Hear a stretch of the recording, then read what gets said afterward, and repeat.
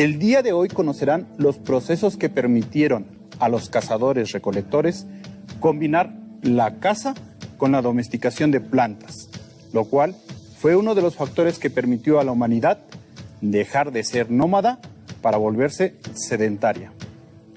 Sugiero que tengan a la mano su cuaderno para realizar anotaciones cuando sea necesario. Registren los conceptos importantes. El propósito de esta sesión es conocer el proceso de domesticación de semillas y plantas como chile, frijol, calabaza y el maíz. Las poblaciones humanas comenzaron a poner en práctica la domesticación de semillas y plantas, que con el tiempo se convirtió en la agricultura. La domesticación de plantas ocurrió en varias partes del mundo, en distintos momentos y a lo largo de miles de años. Pero este proceso, en las cunas civilizatorias, tuvo en común que las poblaciones agrícolas se establecieron junto a los recursos acuíferos y pluviales, como lagos y ríos. Como ustedes saben, cualquier planta requiere de varios elementos para que se desarrolle, como un clima favorable, sol, tierra fértil y, por supuesto, agua.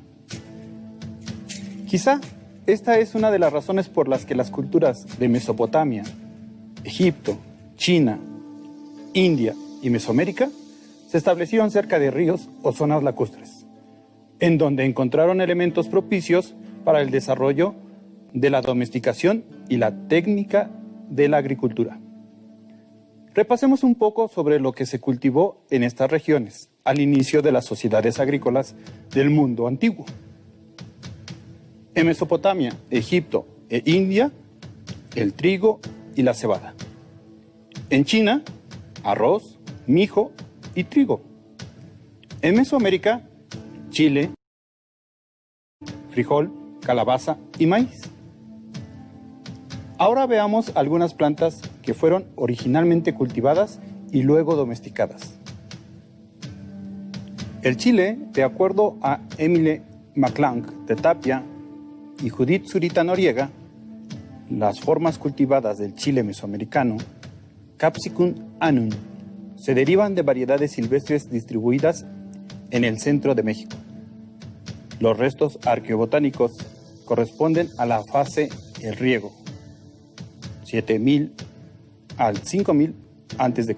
en Tehuacán, y a la fase Infiernillo, 7000 al 5000 a.C. en el sureste de Tamaulipas. El frijol, Phaceolus spp, el análisis que se ha hecho a diversas especies de este tipo de frijol y que aún consumimos, revela que sus antecedentes y origen se encuentran en el área de lo que hoy conocemos como el estado de Jalisco. La calabaza, Curcubita spp, de acuerdo con las investigadoras McClung de Tapia y Zurita Noriega, se han reportado semillas de curcubita silvestre en varios sitios en cuevas de Tamaulipas y Oaxaca, fechadas entre el 8000 y 7000 años antes de Cristo. También se recuperaron semillas parecidas a la curcubita pepo en Tamaulipas y Tehuacán, aproximadamente 5200 años antes de Cristo. El maíz, sea maíz, es sin duda uno de los elementos centrales de nuestra cultura. Aunque su origen continúa siendo discutido por los especialistas, lo cierto es que hoy en día sigue siendo la base de la alimentación en México. Ahora veamos algunas de las consecuencias del establecimiento de sociedades agrícolas. Con la domesticación de plantas y semillas en todo el mundo antiguo, principalmente de cereales como el maíz, trigo, cebada y arroz, los habitantes de las aldeas modificaron sus relaciones y organizaciones sociales. Se fueron transformando en sociedades más jerarquizadas. Poco a poco, en esas aldeas mejoró la alimentación y aumentó la población. Como resultado, surgió la especialización en nuevas labores. La base de la economía aldeana era la agricultura y unas personas se dedicaron al campo y otras a labores como la artesanía, la construcción, la administración y la religión, que respondían a las necesidades de las nuevas urbes. Así surgieron las grandes ciudades. Sin embargo, hoy sabemos que las ciudades antiguas no solo fueron construidas como consecuencia de la reorganización social y jerárquica de las sociedades agrícolas. Tenemos conocimiento de una excepción en Sudamérica. El sitio de Caral, en Perú. Aquí se edificó una ciudad cuya base de la economía no fue la agricultura, sino el comercio. La civilización de Caral, o cultura de Caral, se desarrolló entre el 3000 y 1500 antes de nuestra era. Fechas que anteceden a la creación de las grandes urbes de las civilizaciones agrícolas. Hacia el 2500 antes de nuestra era. Para ampliar los conocimientos sobre el proceso de domesticación de semillas y plantas, los invito a que vean el siguiente video. Tuvieron que pasar miles de millones de años para que los primeros pobladores de América dejaran de ser nómadas y se convirtieran en sedentarios. ¿Sabes qué características diferenciaban estos modos de vida? ¿Sabes qué hechos posibilitaron la transición de uno a otro? Te invito a descubrirlo. Es probable que los primeros pobladores de América hayan llegado de Asia a través de un puente de tierra llamado Beringia, aproximadamente en el año 40.000 antes de nuestra era, en busca de alimentos y refugio. Estos pobladores llevaban un estilo de vida nómada, cuya principal característica era el constante movimiento para lograr la supervivencia. Vivían en cuevas y se aglutinaban en grupos pequeños de 20 o 30 miembros. Los hombres se encargaban de cazar y el tipo de presa dependía de las características del lugar donde estuvieran. Podían ser aves, mamuts, ciervos, renos, bisontes, roedores y hasta peces.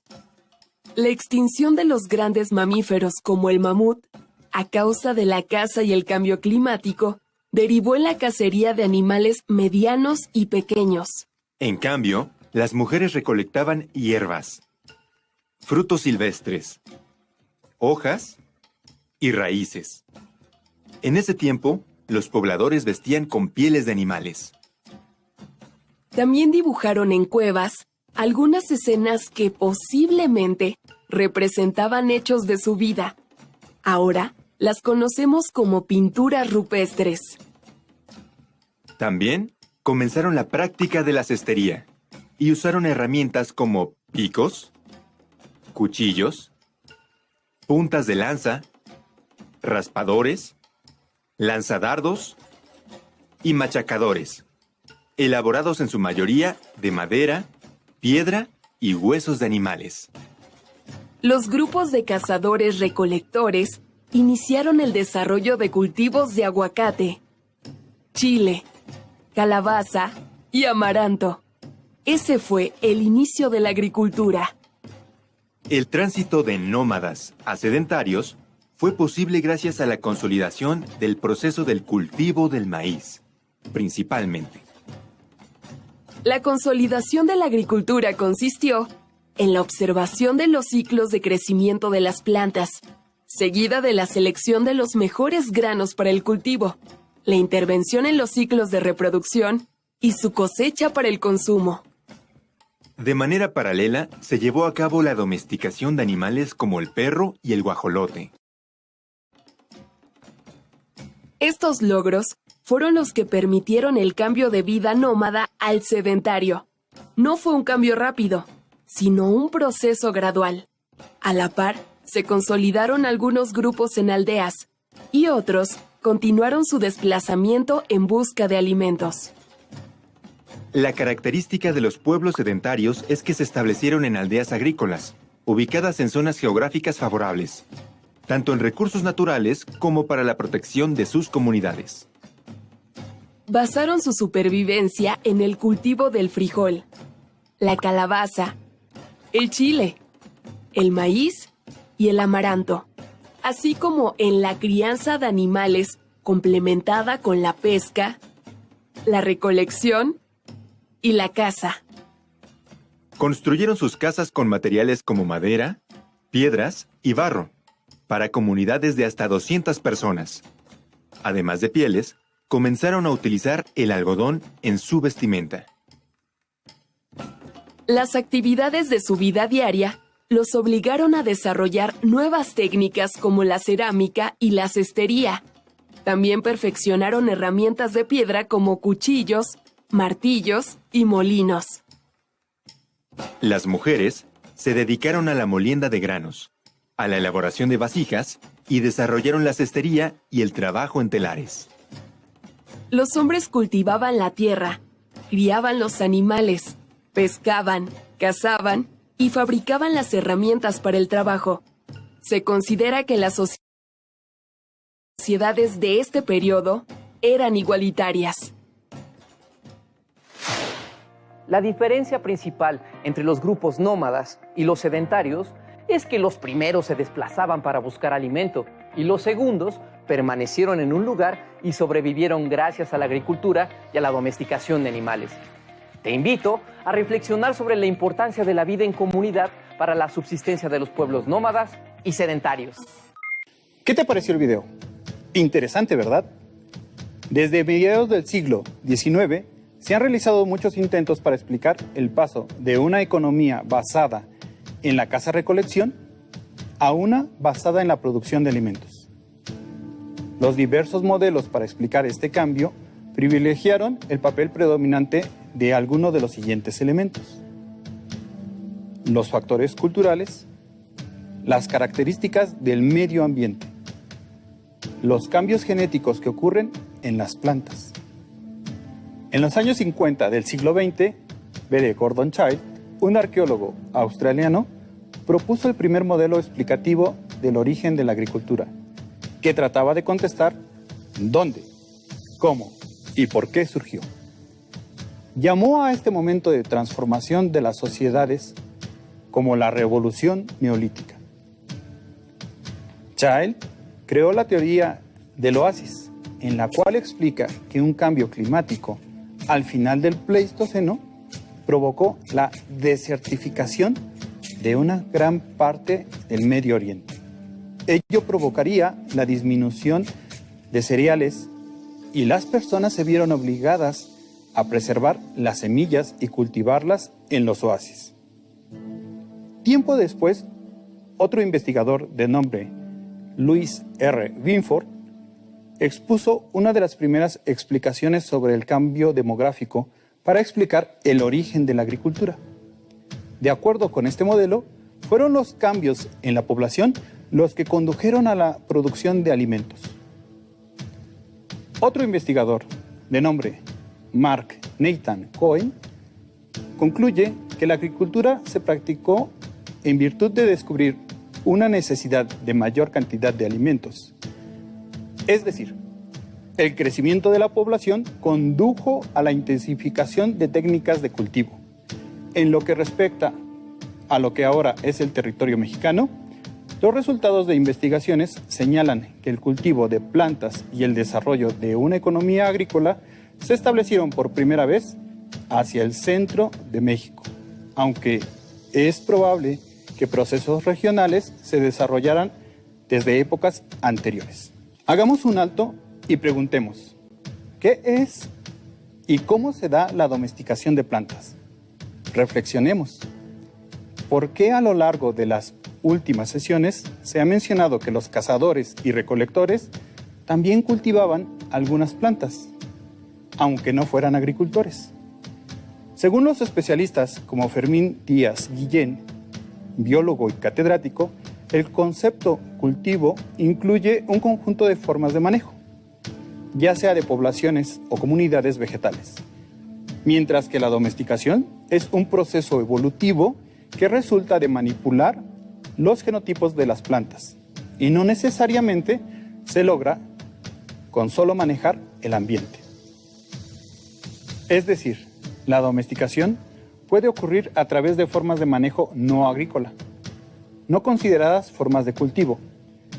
La domesticación se define, por tanto, como un proceso de selección genética ejercida por los humanos durante la adaptación de plantas y animales, que puede ser para el cultivo o crianza, respectivamente. En lo que respecta a las plantas, este proceso genera cambios morfológicos, fisiológicos y genéticos. De lo anterior se desprende que la domesticación es una consecuencia del cultivo.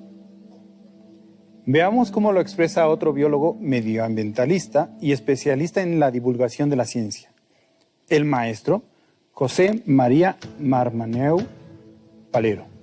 Él explica que la domesticación vegetal es un proceso de muy larga duración. Y así nos dice que la domesticación se inicia cuando una planta silvestre es aprovechada y explotada por el ser humano, derivando con el tiempo en un cultivo intencionado de la misma. Este cultivo, o similar, en una zona controlada y supervisada, introduce la variable de poder seleccionar por nuestros propios intereses características valiosas que surgen de manera natural en las poblaciones vegetales, adaptando de esta manera la diversidad biológica a las necesidades de la sociedad humana. Ahora pongamos atención a lo que afirma el maestro a continuación, porque sus palabras nos ayudarán a comprender un poco mejor por qué los cazadores-recolectores podían dedicarse, además de la recolección y la caza, al cultivo sin llegar a ser agricultores, e incluso sin dejar de ser nómadas. El maestro Marmaneu Palero nos dice: es importante recalcar que el cultivo inicial no implica aún domesticación, ya que simplemente supone formas de manejo como el control de la germinación, en los cuidados o en la recolección de una población silvestre de plantas. Solo se puede hablar de domesticación cuando tras varias generaciones, tras un proceso de selección manual, los genes que expresan las características de interés se han fijado en la población silvestre como una consecuencia de nuestra intervención. La domesticación estaba en camino. Para reafirmar lo que acabamos de conocer, los invito a ver el siguiente video. La domesticación de los cultivos. La gran riqueza biológica del planeta es el resultado de la evolución ocurrida a lo largo de millones de años en diversos ambientes en donde se han desarrollado las especies de plantas y animales. El ser humano ha contribuido también al proceso evolutivo a través de la selección que ha hecho de plantas y animales para su uso. La estrecha relación entre la diversidad biológica y la diversidad cultural se manifiesta en el proceso de domesticación. Los alimentos que hoy tenemos sobre nuestra mesa provienen en gran medida de este proceso ocurrido, características de su interés, como el tamaño, el sabor, el color o la textura de las frutas. Actualmente recolectamos semillas de plantas cuyos frutos agradan al paladar, para luego sembrarlas en un lugar cercano. Los antepasados nómadas hace miles de años y pudo ser el inicio de la agricultura, evento que fue de la mano con el asentamiento de las comunidades humanas, dando paso así al sedentarismo. La domesticación de los cultivos actuales se dio a partir de plantas silvestres. Nuestros ancestros seleccionaron las semillas de las plantas que mejor cubrían sus necesidades, por ejemplo, aquellas que daban frutos más grandes. Así, a lo largo de cientos de años, la forma domesticada comenzó a separarse de la forma silvestre. Como consecuencia de este proceso, en la actualidad existe la especie domesticada, su pariente silvestre ancestral y otros parientes cercanos. Tanto la especie ancestral como sus especies cercanas se conocen como parientes silvestres de un cultivo. Son las especies de donde se originaron los cultivos actuales que nos dan alimento. Un pariente silvestre de un cultivado puede ser o muy cercano, como casi su abuelo, el ancestro de donde salió ese cultivado, o puede ser casi un hermano. En nuestro país, un pariente silvestre, ¿sí?, a veces está a un lado de su pariente cultivado. La cruza entre especies cultivadas con sus parientes silvestres puede producir que sus descendientes tomen ciertas características del pariente silvestre que deseemos, por ejemplo, la resistencia a algunas plagas. Sin embargo, también pueden heredarse características que no queremos, como frutos más pequeños. Pero volviendo a cruzar a la nueva generación híbrida con los cultivos, podemos recuperar las características de los cultivos y mantener la variación útil de los parientes silvestres. A este proceso se le conoce como mejoramiento, utilizando a los parientes silvestres.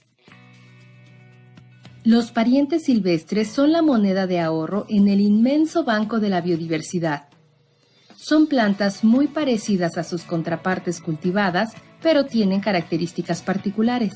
Por ejemplo, pueden tener mayores posibilidades de adaptación a ambientes secos o húmedos o resistencia a enfermedades. De esta manera, se podría decir que son un seguro de vida para los cultivos que hoy nos alimentan. Gracias a ellos y con la ayuda de los procesos de mejoramiento, es posible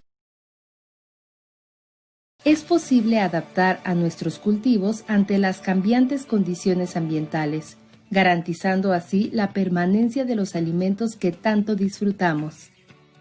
Entonces, los animales silvestres, de donde vienen los domesticados, esos no solamente fueron sujetos o algunos de ellos sujetos a la evolución bajo domesticación, tienen millones de años detrás de selección natural, de cambios que se han ido dando y que están contenidos en el pool genético de estas especies silvestres.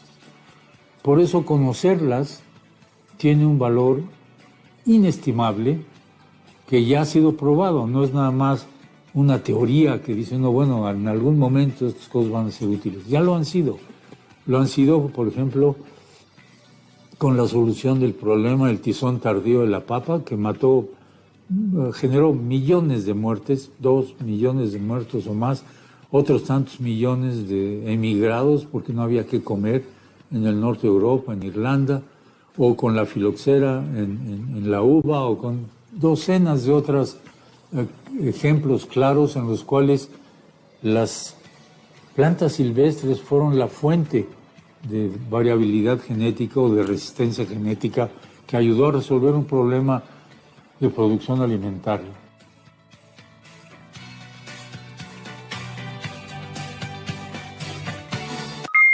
Los seres humanos han realizado acciones que los han conducido a lograr mejores condiciones de vida. Una de estas acciones es la producción de alimentos. ¿Quién diría que el proceso de domesticación de semillas y plantas, como el chile, frijol, calabaza y maíz, contribuiría a modificar la forma de organización de los seres humanos, llevándolos de una actividad de caza-recolección a producir sus propios alimentos? Espero que hayan registrado los conceptos importantes en que se centró la sesión de hoy: la caza, recolección y la domesticación. Los invito a que escriban el significado de estos conceptos con sus propias palabras y comparen sus textos con un diccionario. Ahora les tengo un reto. Realicen un cuadro comparativo en el que expliquen cómo vivían las sociedades antes y después del proceso de domesticación de semillas y plantas. El cuadro deberá de llevar 2 columnas. En ellas escribirás las diferencias. También los invito a que aprovechen ese maravilloso recurso que es su libro de texto y busquen en él los temas que hoy se abordaron y extraigan las ideas principales de cada tema. ¿Listo? Terminamos. Pero aún nos queda mucho por explorar y descubrir. Así que nos vemos pronto aquí en Aprende en Casa 2. Hasta la próxima.